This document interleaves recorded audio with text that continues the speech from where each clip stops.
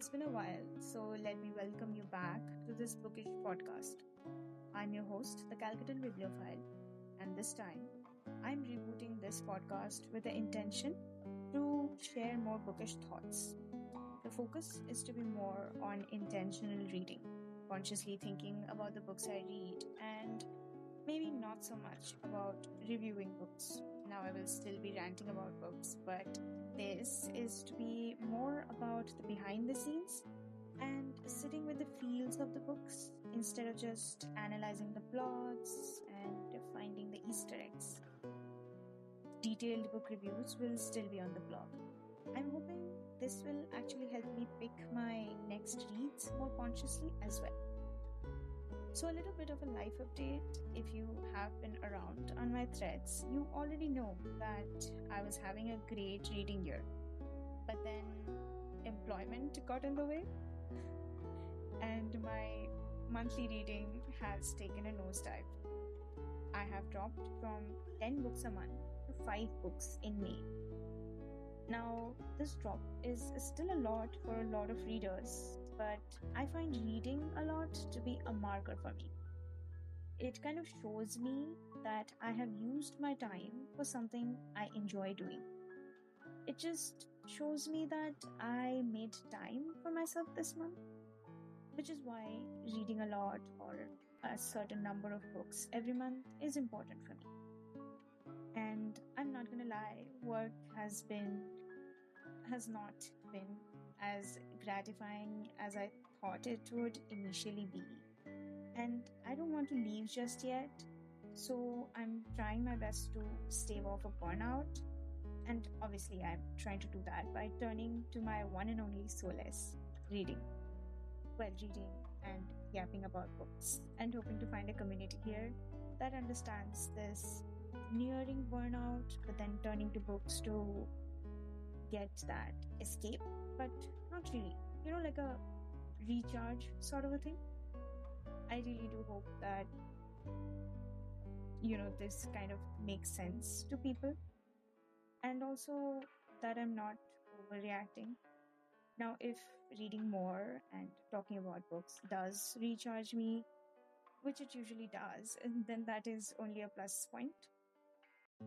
And who knows, talking about books, that has been something that really brings me joy.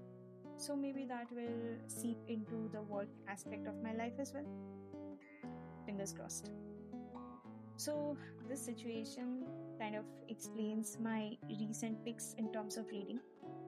I have mostly been reading murder mysteries and those high-octane fantasy adventures. Like real page turners. I'm losing patience with slower books, literary books, the books I used to like for their long descriptions and lyrical prose. It is pretty sad. But on the other hand, I have been reading more of the detective fiction genre, which is kind of new for me. Now I know that I'm trying to see the silver lining here, but it is what it is. I had been reading more Japanese murder mystery from the beginning of the year. Actually, I think from last year.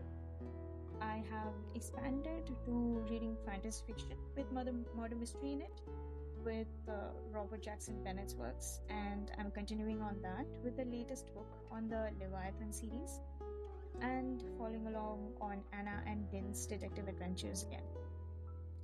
I do have a couple of arcs to get to and some queer books to get to this month, and I'm at the end of the second book of the month. I should say I'm only at the end of the second book of the month. And it is the 15th of the month already. I think to incorporate more intentional reading, I'm looking to read something historical. I recently enjoyed reading The Safe Keep by Yael van der Wouden, and I wouldn't mind something similar. Now, I'm a victim of all the hype online as well, so obviously the biggest book that is being talked about yesteryear is on my TBR as well. However, I'm not sure if I will actually get to it this month. After all, I have been hearing about it a lot, and trying to read books that are talked about a lot kind of puts me off them. I know it's not fair, and it has happened quite a few times when I have, quote unquote, rediscovered a very popular book years later and been like, oh my god, why didn't I read it when this was trending? I would have had people to talk about uh, like this book with.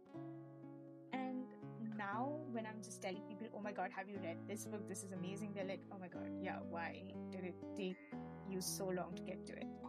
And it makes sense. But it's just that if a book is already hyped, too hyped, book, show, I don't know, movie as well, if it is already too hyped, I feel like I wouldn't enjoy it as much, or I see it already too much on my feed, so I don't want to. I'm put off thinking about that book.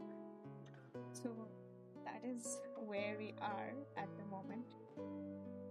But to be fair, in terms of yesteryear, I have only heard good things about it. So I'm definitely intrigued. God knows I could use a 5-star read at this point. But House of the Dragon Season 3 is also back this month, and I'm going to be absolutely obsessed with that. So I'm also thinking about reading the George R. R. Martin book that the series is based on, Fire and Blood. So the goal is ambitious, as you can see. I hope to see through at least a fraction of it. Now, I would love to hear from you. If any of this resonates with you, do let me know. If you have read any of the books I plan to read, please drop your thoughts on them. And if you think of any books that would be perfect for my situation, do drop recommendations. Until then, happy reading.